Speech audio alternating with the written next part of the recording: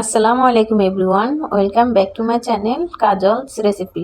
আজ আমি আপনাদের জন্য নিয়ে এসেছি কিভাবে দোকানের মতো খুব সহজে ঘরে কালোজাম মিষ্টি তৈরি করবেন। আমার এই রেসিপি দেখে যে কেউ কালোজাম মিষ্টি বানাতে পারবেন। যারা অনেক রেসিপি ট্রাই করে ফেল হয়েছেন, ইনশাল্লাহ আমার এই রেসিপি দেখে আপনারা খুব সহজে মিষ্টি বানিয়ে নিতে পারবেন। আমিও অনেক রেসিপি ট্রাই করেছি, অনেকবার ফেলও হয়েছি, অনেক দুধ চিনি নষ্ট করেছি। এখন আমি পারফেক্টভাবে মিষ্টি বানাতে পারি আলহামদুলিল্লাহ। আমার এই রেসিপি দেখে আপনারা যদি তৈরি করেন, ইনশাল্লাহ আপনাদের মিষ্টিও হবে। চলুন শুরু করা যাক। প্রথমে আমি নিয়ে নিচ্ছি 1 কাপ গুঁড়া দুধ। আমি এখানে ডিপ্লোমা ব্র্যান্ডের ফুল ক্রিম দুধটাই নিয়ে নিচ্ছি। আপনারা যে কোনো ব্র্যান্ডের দুধ নিতে পারেন, অবশ্যই ফুল ক্রিম দুধ নিলে খুব ভালো হয়। 1 কাপ গুঁড়া দুধের সাথে আমি এখানে 1/4 কাপ সুজি দিয়ে দিচ্ছি, 1 চা চামচ বেকিং পাউডার আর 1/2 কাপ ময়দা দিয়ে দিচ্ছি। আমি এখানে দিয়ে আমি সবগুলো উপকরণ একসাথে এভাবে মিক্স করে নিচ্ছি। আমি সবগুলো উপকরণ এভাবে ভালোভাবে মিক্স করে নিচ্ছি। এবার আমি 1 টেবিল চামচ ঘি দিয়ে দিচ্ছি। সব উপকরণের সাথে আমি ঘিটাকে ভালোভাবে মিক্স করে নেব।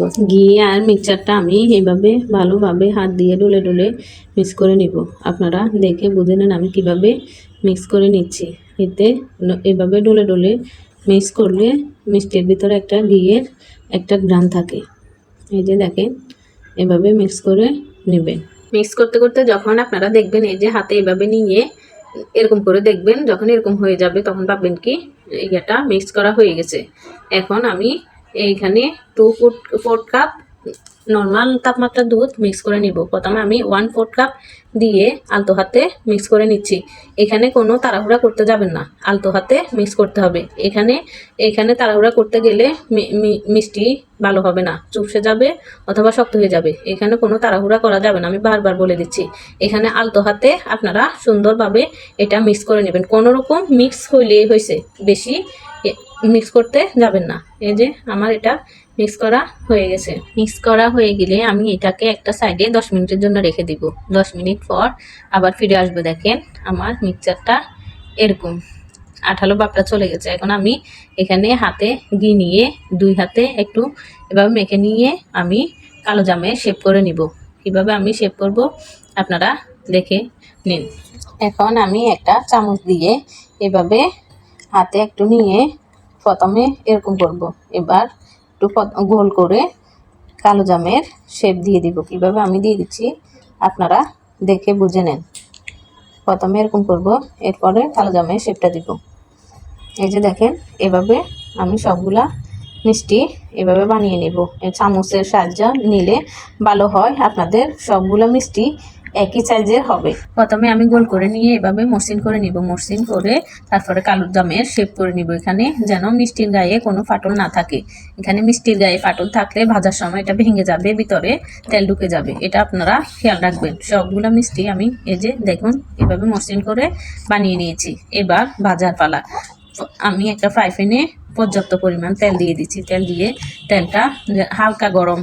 এখানে আপনারা একটা আঙ্গুল দিয়ে দেখবেন যেন আঙ্গুল সহ্য করতে পারে এরকম গরম। এরকম গরম থাকলে ওই অবস্থায় মিষ্টিগুলা একটা একটা করে দিয়ে দিবেন। এখানে তেলটা যেন কোনো মতে বেশি গরম না হয়ে যায়, তেল থাকবে হালকা গরম।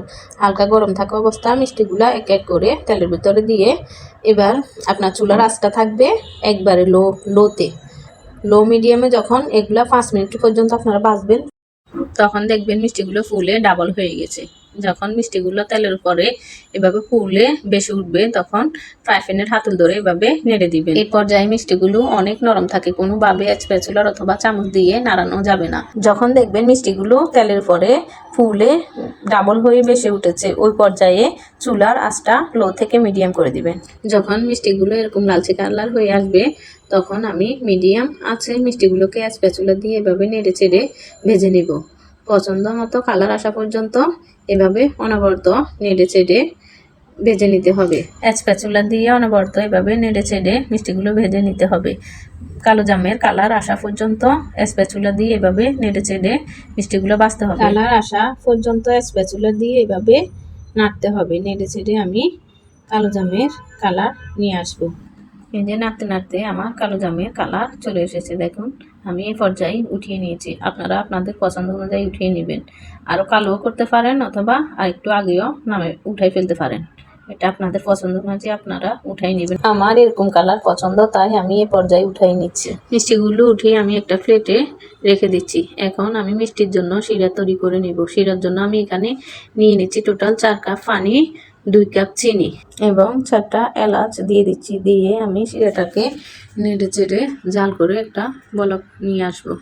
একটা বলক উঠে গেলে শিরাটা তৈরি হয়ে যাবে। এর বেশি ঘন করা যাবে না।